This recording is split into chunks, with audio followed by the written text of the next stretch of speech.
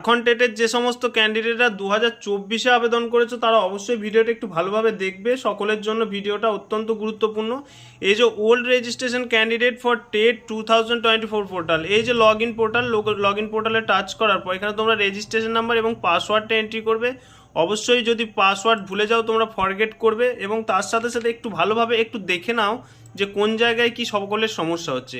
এই যে একটা ক্যান্ডিডেটের লগ ইন পোর্টাল, এখানে দেখো রেজিস্ট্রেশন ফর্ম যেটা দেখাচ্ছে সেটা কিন্তু কমপ্লিট দেখাচ্ছে। এটা কিন্তু 2024-এর স্টুডেন্টদের কথা বলছি, হ্যাঁ। এখানে অ্যাপ্লিকেশন ফর্মটা শুধুমাত্র ইনকমপ্লিট দেখাচ্ছে, এবং ফিস পেমেন্ট এটাও কিন্তু কমপ্লিট দেখাচ্ছে। অর্থাৎ এই যে ক্যান্ডিডেটটা রয়েছে, এই ক্যান্ডিডেটটা ঝাড়খণ্ড টেটের 2024-এ আবেদন কমপ্লিট করেছে পেমেন্ট কমপ্লিট করে, কিন্তু যেহেতু 2024-এ পরীক্ষাটা হয়নি, 2026-এ পরীক্ষাটা হচ্ছে, তো এই ক্যান্ডিডেটটাকে শুধুমাত্র এই যে অ্যাপ্লিকেশন ফর্মটা রয়েছে এই অ্যাপ্লিকেশন ফর্মটা ফিল করতে হবে। শুধুমাত্র এই অ্যাপ্লিকেশন ফর্মটা, রেজিস্ট্রেশন করারও প্রয়োজন নেই, ফিস পেমেন্ট দেওয়ারও প্রয়োজন নেই, এই দুটি কমপ্লিট হয়ে আছে। শুধুমাত্র তার অ্যাপ্লিকেশন ফর্মটা একবার দেখে রিসাবমিট করতে হবে। তাছাড়া বাকি কোনো কিছুই কিন্তু যারা 2024-এ টেট অর্থাৎ ঝাড়খণ্ড টেটের আবেদন করেছো তাদের জন্য কিন্তু আর কোনো কিছুই করতে হবে না।